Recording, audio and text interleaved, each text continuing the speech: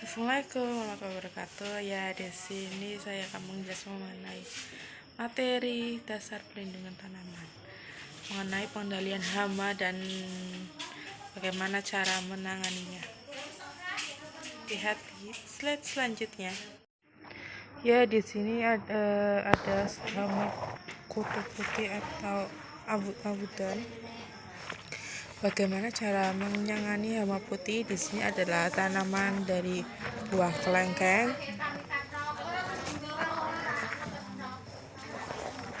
Pertama bisa dilakukan secara mekanis, yaitu dengan membunuhnya dengan cara menggosok-gosokkannya seperti ini. Kemudian bisa dengan cara mengambil daun yang sudah terinfeksi kutu putih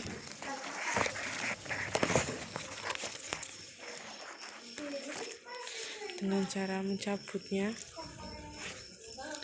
Ini dilakukan tindakan preventif, yaitu sebelum menyebar ke daun yang lain atau ke batang dari pohonnya.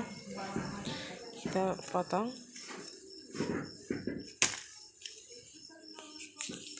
kemudian kita buang sejauh mungkin, entah itu ke tong sampah atau dibakar. Kemudian bisa dengan menggunakan pestisida. Di sini saya menggunakan pestisida nabati yang sudah dibuat di video sebelumnya dengan cara menyemprot. Penyemprotan dilakukan ketika pagi atau sore hari. Kemudian dilakukanlah ketika kondisi sedang cerah seperti ini. Kalau kondisi hujan saat penyemprotan itu hanya akan membuat pestisida tersebut belum menempel kemudian menghilang karena terbawa oleh air hujan. Ya, di video selanjutnya ada cara bagaimana menangani hama pada tanaman secara lebih rinci. Pengendalian hama terpadu.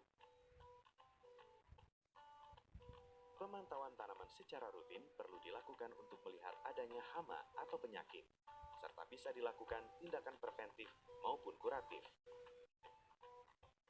Rotasi jenis tanaman pada setiap musim tanam perlu dilakukan untuk memutus siklus hama dan penyakit tanaman.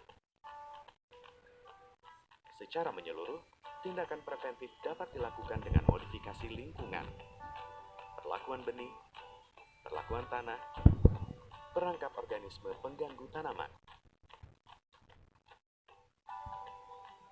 Tindakan preventif lainnya adalah memangkas bagian tanaman yang terinfeksi, mengumpulkan daunnya dan menguburnya.